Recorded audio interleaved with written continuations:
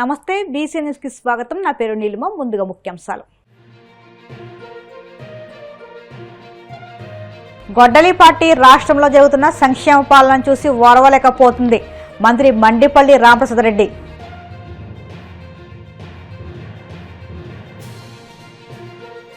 ఇడుపులపాయలో మహానేత దివంగత వైఎస్ రాజశేఖర రెడ్డికి నివాళులర్పించిన తనయుడు వైఎస్ జగన్మోహన్ రెడ్డి. ప్రత్యేక ప్రార్థనలో పాల్గొన్న వైఎస్ కుటుంబ సభ్యులు.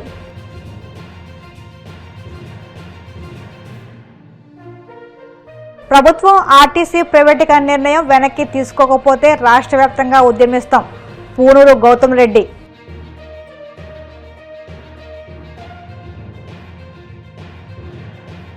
వైసీపీ మతాల మధ్య చిచ్చు రాజేస్తుంది. ఏపీ సాధు పరిషత్ అధ్యక్షులు స్వామి వివేకానంద సరస్వతి. గొడ్డలి పార్టీ రాష్ట్రంలో జరుగుతున్న సంక్షేమ పాలన చూసి ఓర్వలేకపోతుందని మంత్రి మండిపల్లి రామప్రసాద్ రెడ్డి మండిపడ్డారు. టీడీపీ కేంద్ర కార్యాలయంలో మంగళవారం ఆయన మీడియా సమావేశంలో మాట్లాడుతూ ఉద్దేశపూర్వకంగా రోజు ఏదో ఒక కార్యక్రమం తీసుకుని ప్రభుత్వంపై బురద జల్లే ప్రయత్నం చేస్తుందని, రావణ్ లాంటి సమాజ విధ్వంసకులు చేసిన వ్యాఖ్యలను జగన్ ఖండించాల్సింది పోయి సమర్థిస్తున్నారంటూ దుమ్మెత్తారు. ఈరోజు రాష్ట్ర వ్యాప్తంగా జరుగుతున్న కొన్ని పరిణామాల మీద ఈ పత్రికే సమావేశం ఏర్పాటు చేయడం జరిగింది. ముఖ్యంగా కూటమి ప్రభుత్వం ఏర్పాటైన 2 సంవత్సరాల్లో రాష్ట్ర వ్యాప్తంగా ఎన్నో సంక్షేమ అభివృద్ధి కార్యక్రమాలు గౌరవ ముఖ్యమంత్రి నారా చంద్రబాబు నాయుడు గారి నాయకత్వంలో ఈ కూటమి ప్రభుత్వం అందిస్తూ ఉంది. ఒక పక్కల మంచి కార్యక్రమాలు చేపడతా ఉంటే రెండో పక్కల బురద జల్లే కార్యక్రమాలు చేయడం వైసీపీ వారి వంతవుతూ ఉంది. దానిలో భాగంగానే ఈ 24 నెలల్లో ఎన్నో పరిణామాలు మీ అందరి దృష్టికి రావడం జరిగింది. ఇప్పుడు కొత్తగా ఒక బచ్చలకూరి జోసెఫ్ అనే అతను, అంటే మన తెలుగు రాష్ట్రాలకు సంబంధించిన అతను, ఒక సోషల్ మీడియా అకౌంట్ నుంచి రాష్ట్ర ప్రభుత్వం మీద, రాష్ట్ర ప్రభుత్వాలకు సంబంధించి వ్యవస్థల మీద ఈరోజు నెగిటివ్ కామెంట్లు పెట్టడం జరుగుతూ ఉంది. మనందరికీ తెలుసు, ఈ ప్రభుత్వం ఏర్పడిన తర్వాత ఎవరైతే సోషల్ మీడియాలో స్త్రీల పట్ల కానీ అలాగే వ్యవస్థల పట్ల కానీ తప్పుగా మాట్లాడే వారి మీద చర్యలు తీసుకోవడం జరుగుతూ ఉంది. దానిలో భాగంగానే చాలామంది మీద కఠిన చర్యలు తీసుకున్నాం. దానిలో భాగంగానే ఈ రావణ్ అనే ఎవరైతే యూట్యూబర్ ఉన్నాడో అతని మీద యూఏపీఏ చట్టం కింద కేసు నమోదు చేయడం జరిగింది. ఇది విదితమే, రోజు మనం మీడియాలో చూస్తూ ఉన్నాం.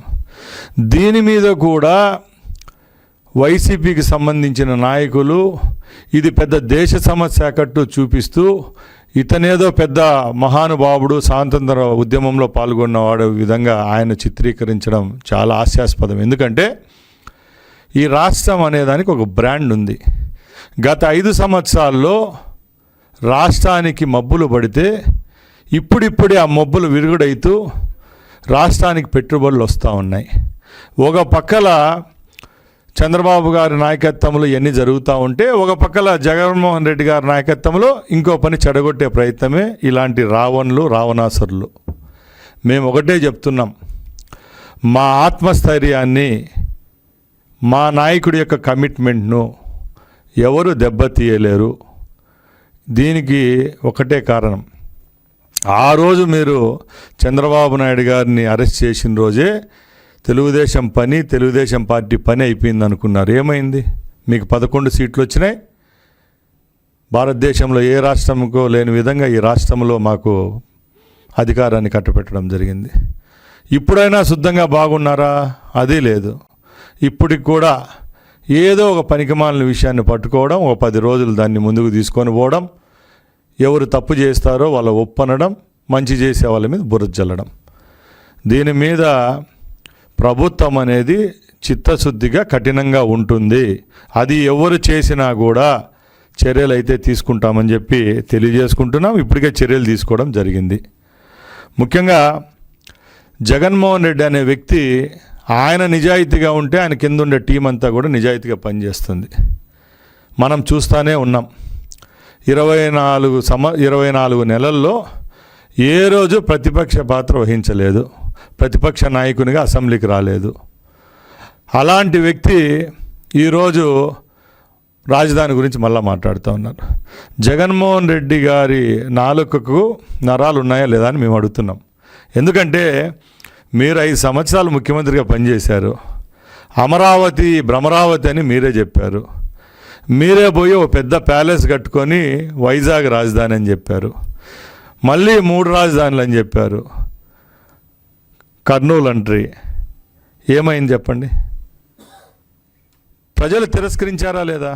దివంగత ముఖ్యమంత్రి మహానేత డాక్టర్ వైఎస్ రాజశేఖర రెడ్డి 77వ జయంతి సందర్భంగా ఇడుపులపాయలోని వైఎస్ఆర్ ఘాట్ వద్ద ఘనంగా నివాళులర్పించారు. మాజీ ముఖ్యమంత్రి వైఎస్ఆర్ కాంగ్రెస్ పార్టీ అధ్యక్షుడు శ్రీ వైఎస్ జగన్మోహన్ రెడ్డి కుటుంబ సభ్యులతో కలిసి వైఎస్ఆర్ ఘాట్ వద్ద పూలమాలతో మహానేతకు ఘనాంజలి అర్పించారు. అనంతరం మత పెద్దలు నిర్వహించిన ప్రత్యేక ప్రార్థనలో పాల్గొన్నారు. ఈ కార్యక్రమంలో ప్రజాప్రతినిధులు, పార్టీ నాయకులు, కార్యకర్తలు, అభిమానులు అధిక సంఖ్యలో పాల్గొని మహానేతకు నివాళులర్పించారు.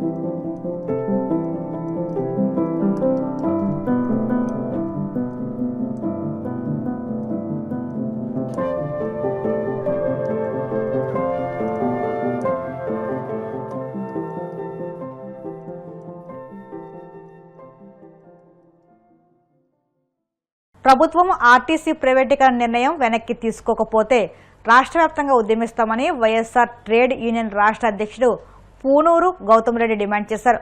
తాడేపల్లిలోని వైఎస్ఆర్సీపీ కేంద్ర కార్యాలయంలో నిర్వహించిన మీడియా సమావేశంలో ఆయన మాట్లాడుతూ ఎలక్ట్రిక్ బస్సుల పేరుతో ఆర్టీసీని దశలవారీగా ప్రైవేటీకరించి ప్రజలపై అదనపు భారం మోపేందుకు ప్రభుత్వం ప్రణాళికాబద్ధంగా ముందుకెళ్తుందని ఆరోపించారు. ఈ నిర్ణయాన్ని వెనక్కి తీసుకోకపోతే రాష్ట్ర వ్యాప్తంగా ఉద్యమాన్ని ఉధృతం చేస్తామని హెచ్చరించారు. ప్రజా ఆస్తులను కాపాడేందుకు అన్ని స్థాయిల్లో పోరాటం చేస్తామని స్పష్టం చేశారు. అల్లుడు దానం చేసినట్లుగా జగన్మోహన్ రెడ్డి గారు తీసుకొచ్చినటువంటి బస్సులన్నింటినీ 2025లో ఈయన నేను కొనుక్కొచ్చాననేటువంటి పద్ధతిలో మాట్లాడుతున్నాడు. ఇది ఎంతవరకు సబబండి నాకు అడుగుతున్నా. ఈయన ఆ రోజునేమో జగన్మోహన్ రెడ్డి గారు ఈ సంస్థను ఆదుకోవటం అనేటువంటి జరిగింది. ఇవాళ దీనినేమో అప్పులు ఊబిలోకి తీసుకెళ్లిపోవటం అనేటువంటి జరుగుతా ఉంది. కొత్తగా ఆయన ఒకటి మళ్ళా ఇవాళ చెప్తా ఉన్నారు, శ్రీశక్తి పథకం అని పెట్టారు. బానే ఉంది, అది కావాల్సిందే. 16 రూట్లలో 16 సర్వీసులన్నింటినీ కూడా ఇస్తామని చెప్పారు. కానీ తీరా వచ్చేప్పటికి 5 సర్వీసులు మాత్రం ఇవ్వటం జరుగుతా ఉంది.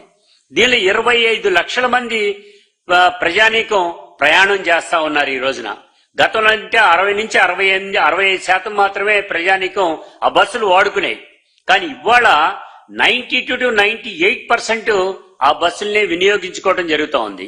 ఈ నెలకొచ్చేపటికి ఖర్చు 250 నుంచి 260 కోట్లు. వాళ్ళు నువ్వు ఇచ్చేదంతా 150 నుంచి 160 కోట్లు ప్రతి నెల ఇస్తున్నావు. అంటే ఇక్కడే 100 కోట్లు బకాయి పెట్టావు.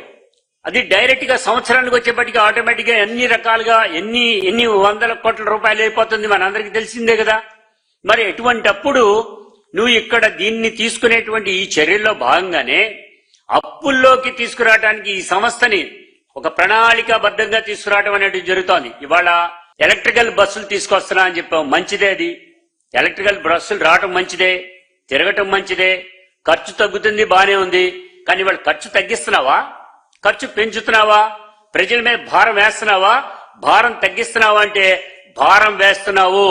ఇవాళ ఈ బస్సులకు సంబంధించి 12 డిపోల్లో డైరెక్ట్ గా అన్నిటినీ కూడా 12 డిపోల్లో ప్రైవేటైజ్ చేయడానికి వాటిలన్నింటినీ కూడా ఇవ్వటం జరుగుతోంది. 700 బస్సులు అక్కడ రావటం అనేటువంటి జరుగుతూ ఉంది. దీనిలో గమ్మత్ ఏంటంటే స్థలం ఇస్తాం మనమే, విద్యుత్ ఇస్తాం మనమే, అదే విధంగా ట్రాన్స్ఫార్మర్స్ కూడా మనమే ఇస్తాం. ఇచ్చి వాళ్ళ పోషిస్తాం. ఈ ఎలక్ట్రికల్ బస్సులు అనేటువంటి పేరు మీద మనం చేసేటువంటి నాటకం. దీనికి సంబంధించినంత వరకు కూడా మరలా ఇదొక ఎత్తుగడ. రెండో దానికి వచ్చేప్పటికి పూర్వోదయ స్కీమ్ అనేటువంటి ఒక స్కీమ్ తీసుకొచ్చి ఆ స్కీమ్ లో 1450 బస్సులన్నింటినీ ఇవ్వాలని వాటి జూలై ఆగస్టు నెలలో ఈ నెలలోనే దాని టెండర్ పిలుస్తున్నారు. ఈ పిలిచేటువంటి క్రమంలో 2500 బస్సెస్ అన్నిటి కూడా ప్రైవేటు పరం అయిపోతున్నాయి. తస్మాత్ జాగ్రత్త అని చెప్తా ఉన్నాం, ప్రజానీకానికి కూడా తెలియజేస్తా ఉన్నాం. ఇవాళ దీనికి సంబంధించినంత వరకు కూడా మనం చూస్తా ఉంటే ఆనాడు రానటువంటి నష్టం ఈనాడు ఎందుకు వస్తా ఉంది, ఎందుకు రావాల్సి వస్తుంది అనేటువంటి. కార్మికులంటేనే పచ్చి వ్యతిరేకగా చంద్రబాబు నాయుడు గారు ఉన్నారు. అదే కార్మికులకు సంబంధించినటువంటి ఆర్టీసీకి సంబంధించినటువంటి దానిలోకి ఇవాళ ఈ బస్సులు అనేటువంటి పేరు మీద పెద్ద నాటకం ఆడబోతా ఉన్నారు. సంపద సృష్టిస్తాం అని చెప్పేటువంటి చంద్రబాబు నాయుడు గారు ఆటోమేటిక్ గా ఈయన హయాంలో మరి ఏం సంపాదిస్తాడో తెలియదు కానీ గతంలోకి వెళ్ళినట్లయితే 58 సంస్థల్ని ప్రైవేట్ పరం చేశారు. నవరత్నాలుగా పిలువబడేటువంటి ఏవైతే ఫ్యాక్టరీస్ ఉన్నాయో వాటన్నిటిని కూడా ప్రైవేటైజ్ చేయడం అనేటువంటి జరిగింది. దీనికి సంబంధించినంత వరకు కూడా ఇవాళ ఈ ఆర్టీసీకి సంబంధించి నిన్న అంటే సోమవారం నాడు జేఏసీ అధికారుల దగ్గరికి వెళ్లటం అనేటువంటి జరిగింది. ససేమిరా ఎటువంటి పరిస్థితుల్లో కూడా మేము ఈ ప్రైవేటు ప్రతిపాదన వెనక్కి తీసుకునే ప్రశ్నే లేదనేటువంటి కూడా తేల్చి చెప్తున్నారు. అంటే ప్రజల నుంచి ఏ రకమైనటువంటి ఇబ్బంది వచ్చినా గానీ కూడా కాసుకుంటామని అంటున్నారు. అదే విద్యుత్ బస్సుల నిర్ణయాన్ని కూడా వెనక్కి తీసుకోం, వాళ్ళు ప్రైవేట్ వాళ్ళకి ఇస్తాం, పినాకిని సంస్థకే మేము అప్పచెబుతాం అనేటువంటి చెప్పడం జరుగుతుంది. ఆర్టీసీని దశల వారీగా నెమ్మదిగా అంటే గతంలో ఆయన అధికారంలోకి వచ్చినప్పుడు కొన్ని రూట్లన్నింటినీ కూడా ప్రైవేటైజ్ చేశారు, కొన్ని బస్సులన్నింటినీ కూడా ప్రైవేటైజ్ చేశారు. ఇవాళ వచ్చేటువంటి దాంట్లో ఆర్టీసీని నిర్వీర్యం చేయడానికి ఈ ఎలక్ట్రికల్ బస్సులు అనేటువంటి పేరు మీద మరింత ముందుకు వెళ్లి ప్రైవేటైజ్ చేయడం అనేటువంటి జరుగుతూ ఉంది. ఇప్పుడు కాసేపు ప్రకటనలు.